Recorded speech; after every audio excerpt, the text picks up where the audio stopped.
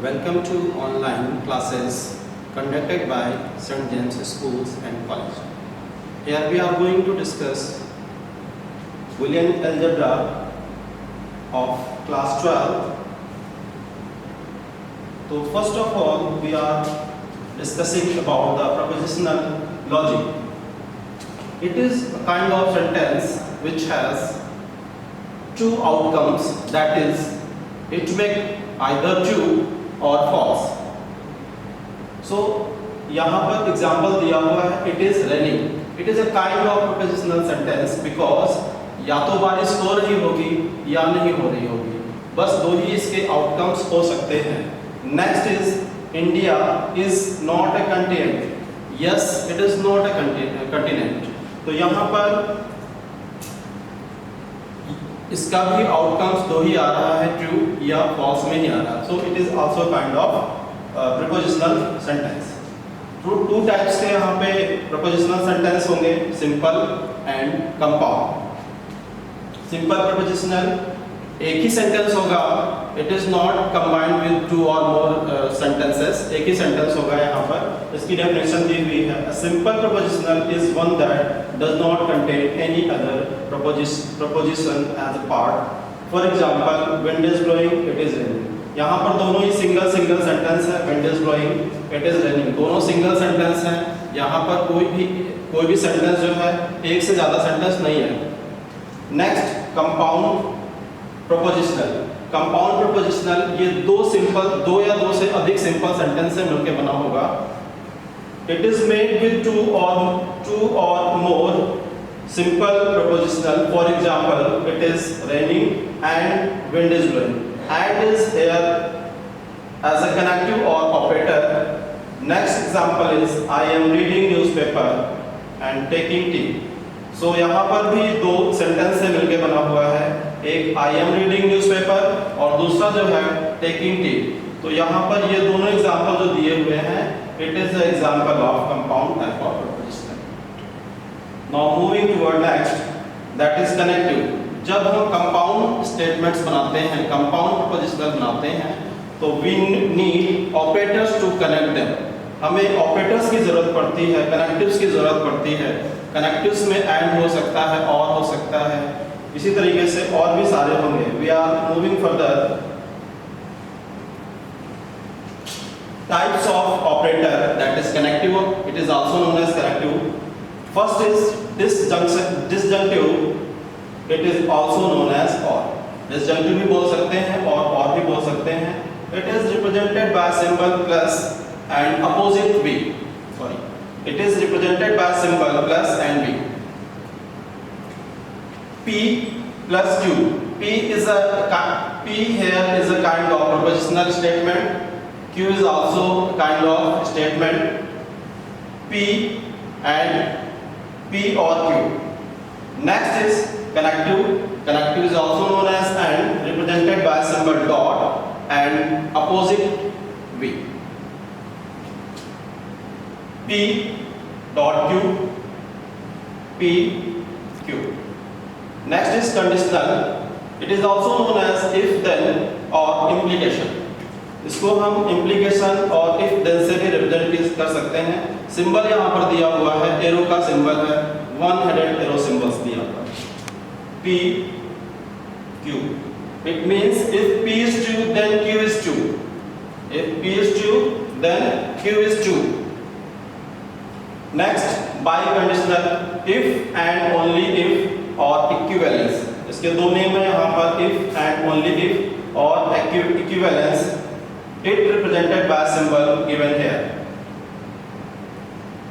It means either both argument are true or both are false. Means biconditional तभी true होगा जब दोनों true हो या दोनों false हो, तभी true produce करेगा, otherwise ये false produce करेगा.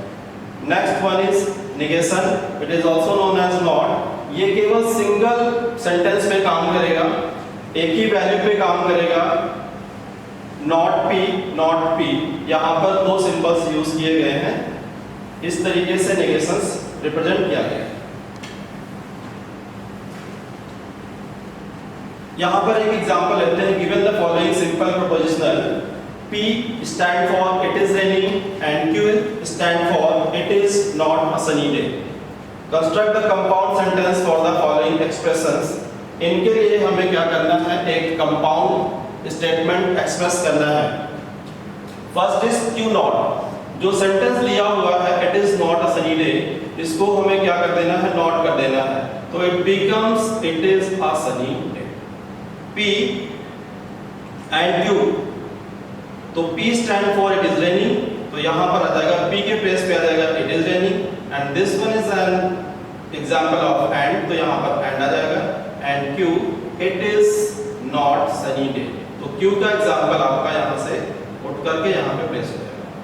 नेक्स्ट एग्जांपल है P plus Q plus operator और को रिप्रेजेंट करता है, तो P इट इज रेनिंग और it is not sunny day. P implication Q, तो इम्प्लीकेशन के बारे में हमने पढ़ा था if then. If it is raining then it is not sunny day. तो ये हमने अभी ऑपरेटर्स के बारे में पढ़े, कैसे हम सिंपल प्रीपोजिशनल को हम कंपाउंड प्रीपोजिशनल बनाते हैं ऑपरेटर्स की हेल्प पे. Now moving towards the truth table. Truth table जितनी भी प्रीपोजिशनल्स होते हैं उनको रिप्रेजेंट करते हैं हम ट्रुथ टेबल से. तो पहला नेगेशंस है, तो नेगेशंस के लिए हमने डिस्कस किया है it works on a single value. Single value पे काम करता है. अगर P है, P की वैल्यू 0 है, तो जब P का हम नेगेशंस करेंगे इट बिकम्स 1. अगर P की वैल्यू 1 है, इसका नेगेशंस करेंगे तो ये क्या हो जाएगा, 0 हो जाएगा. डिसजंक्शंस और ऑपरेटर यहाँ पे प्लस की तरीके से वर्क करेगा, जैसे मैथमेटिकल में प्लस वर्क करता है. क्योंकि बाइनरी डिजिट में हम 1 + 1 2 नहीं कर सकते हैं, 1 + 1 1 ही होगा. तो यहाँ पर सिंपल जैसे हम मैथ्स में प्लस करते हैं वैसे एक रूल अप्लाई हो जाएगा. 0 + 0 that is 0, 0 + 1 that is 1, 1 + 0 that is 1 and 1 + 1 1 होगा 2. नेक्स्ट इज कंजक्शन एंड, इसको हम एंड बोलते हैं. तो जब हमारे पास ये ट्रुथ टेबल है, 2 वेरिएबल्स हैं, तो हमारे पास जो पॉसिबल वैल्यूज होंगी उसकी 4 वैल्यू हो जाएंगी, दैट इज 2 की पावर 2 4 हो जाएंगे. अगर यहाँ पर 3 वेरिएबल्स होते तो 2 की पावर 3 हो जाते, दैट इज 8 हो जाते. तो यहाँ पे पॉसिबल वैल्यू जो होती है वो 8 हो जाती. तो यहाँ पर जो पहला जो केस है ये 0 की बाइनरी है, नेक्स्ट 1 की बाइनरी है, नेक्स्ट 2 की बाइनरी है और ये 3 की बाइनरी है. तो जब हम पहले मल्टीप्लाई करेंगे तो यहाँ पर ये एंड जो है मल्टीप्लाई के तरीके से वर्क करेगा. 0 × 0 that is 0, 0 × 1 that is 0, 1 × 0 that is 0 and 1 × 1 that is. Implication, इसको हम इस तरीके से समझेंगे 10 = 0. 10 = 0. तो जब यहाँ पे ट्रुथ टेबल में आपको 10 मिलता है उस प्लेस पे आपको 0 कर देना है, बाकी सारे प्लेसेस पे आपको 1 पुट कर देना है. बहुत ही सिंपल इसका ट्रिक है. 10 = 0. तो ट्रुथ टेबल में आपको याद रहेगा जहां पर भी आपकी 10 होती है दैट इज 1 0 होता है, 10 = 0 कर देना है और बाकी सभी को बाकी सारे प्लेसेस पे हमें 1 पुट कर देना है. इक्विवेलेंस, ये इक्विवेलेंस है. अगर सेम वैल्यू है तो ये 1 प्रोड्यूस करता है, सेम वैल्यू पे 1 प्रोड्यूस करेगा. अगर डिफरेंट वैल्यू होती है तो ये 0 प्रोड्यूस करता है. सम रिलेटेड टर्म्स, जब हम कुछ टेबल्स को क्रिएट करते हैं तो उसके लिए हम एक कंक्लूजन्स पे आते हैं. वो कंक्लूजन्स क्या होंगे यहाँ पर हम डिस्कस करते हैं. कॉन्टिजेंसीज होगी, the propositional that have some combinations of 1 and 0. तो जैसा हमने एंड ऑपरेटर्स को पढ़ा तो एंड ऑपरेटर्स में 0 और 1 के कॉम्बिनेशन से ही आउटपुट आ रहा था. और ऑपरेटर को हमने पढ़ा उस टेबल में तो वहां पर भी 0 और 1 के कॉम्बिनेशंस में ही आउटपुट आ रहा था. अगर 0 1 के कॉम्बिनेशंस में आउटपुट आता है it means it is a kind of contingencies. वो ट्रुथ टेबल या वो एक्सप्रेशन जो होगा वो कॉन्टिजेंसीज टाइप का होगा. Tautologies, the propositional having nothing but 1 in their truth table. अगर आउटकम्स उसके सारे 1 हो रहे हैं, सिंगल भी 0 नहीं हो रहा है, सारे आउटपुट 1 हो रहे हैं, it means that that truth table or that expression is tautology type of. Next is contradictions. Contradictions यहाँ पर अगर सारे आउटकम्स जीरो आते हैं तो वो contradictions होगी, यहाँ पर दिया हुआ है nothing but जीरो, केवल जीरो आने चाहिए इन their truth table, तो वो आपकी contradictions हो जाएगी. Consistent, यहाँ पर consistent को समझना है, अगर हम दो prepositions के साथ and operations परफॉर्म करते हैं, and operations परफॉर्म करने के बाद सारे जीरो नहीं हो जाते हैं तो वो आपका कंसिस्टेंट है.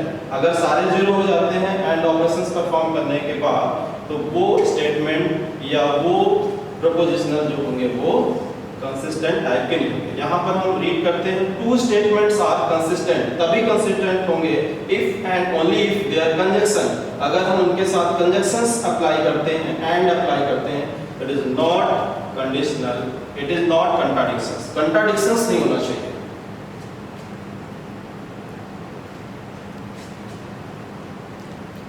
Thank you.